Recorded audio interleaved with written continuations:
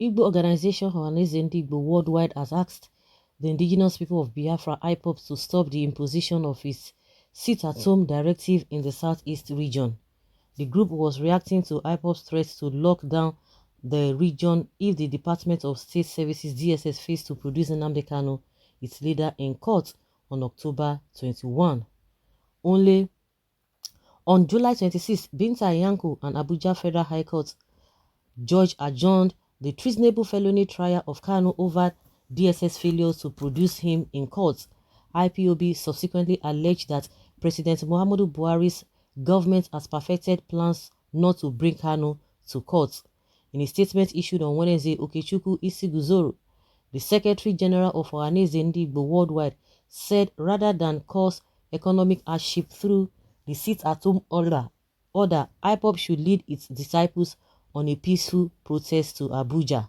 Ohanaeze Ndigbo Worldwide are committed to providing a political solution for the release of the IPOB leader, Mazi Nnamdi Kanu, from custody, the statement partly read.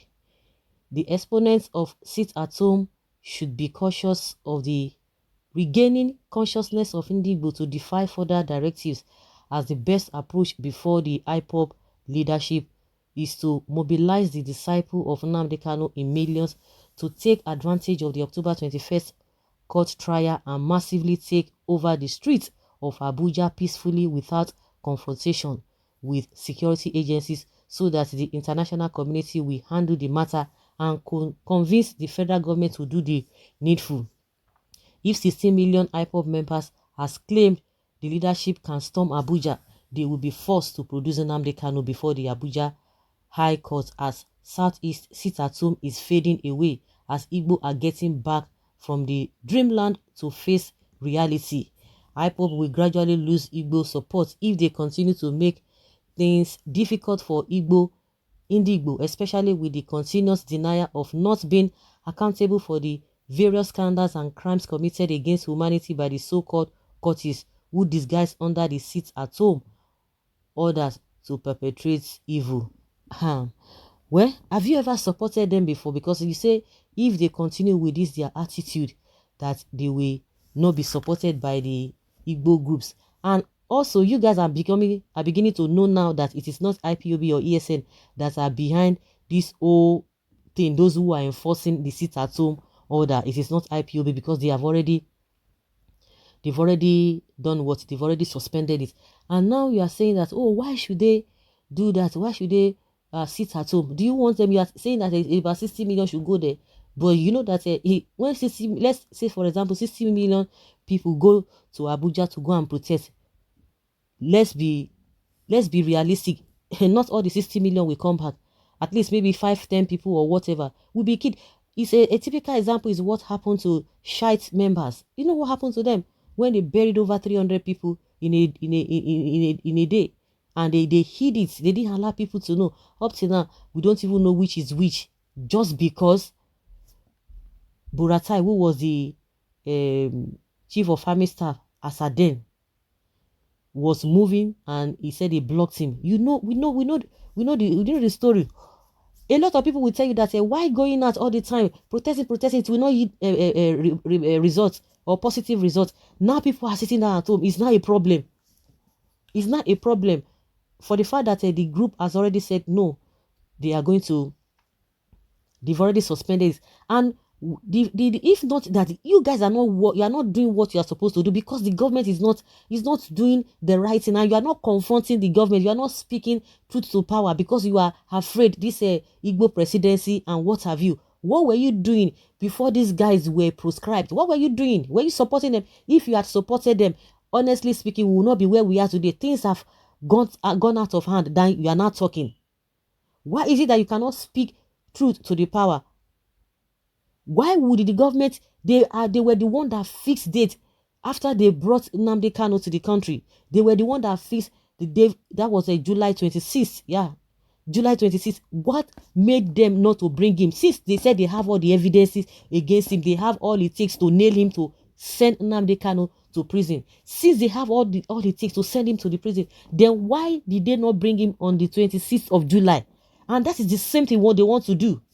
So you go and do your whatever, whether you are calling it political or whatever, go and do the needful. The people who are always quick to judge the IPOB, you should ask the government who has the knife and the yam with it, that why is it that they are trying to hide this guy? Because they have done it before.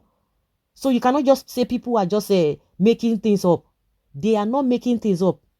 You should ask the government who says that these guys have done X, Y, Z. You have all the whatever it takes.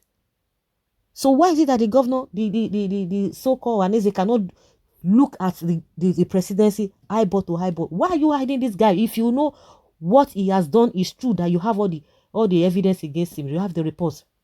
No, it is their own people they will continue to blame. They will continue to blame their own people. Who does that? So if they say they want to sit at home, they are not going to destroy anything. They want to sit at home. It's now giving you a problem. You could not even solve one day sit at home. So it is that 1 month sit at home that you want to do. You want to stop. Let's see how it goes. Let's see how it goes. Big. Let Nnamdi Kanu be produced in court on the trial date, and peace will reign. But on the contrary, Ipob will make real their threats on lockdown, which might lead to full-blown anarchy in Southeast. Ohanaeze and Southeast political class should wake up from their docility and slumber, because I foresee the suspension of constituted governments in the East if Nnamdi Kanu is not released soon. Ohanaeze will be the first to condemn IPOB if they should do as it advised. Well, I trust that they will never listen. Don't listen to them also go there to go and do this. And just like I said, you are saying 60 million should go there. Is everybody that will come out alive or come back alive? Really?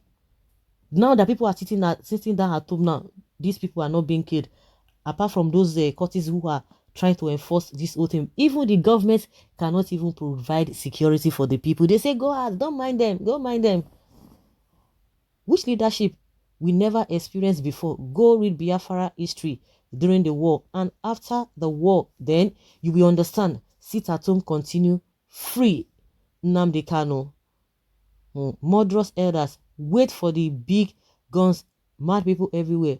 When we did it, what happened? Was it not Ohanaeze, led by Nwodo in collaboration with Southeast governors, sold IPOB to federal government?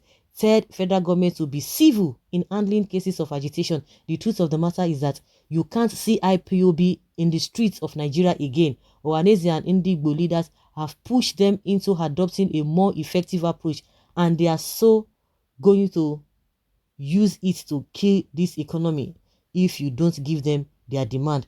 Your worst mistake is shooting and killing innocent agitators. Now, there's nobody to kill again because people are now sitting right inside their house. You can imagine. You want them to go as if you are going to be there. They are the first people they will see jump out. Hey, why would they go out? This and that. Or they have told them not to gather. They have told them not to. Police will form something. So guys, leave your comment down there below and let's have your take.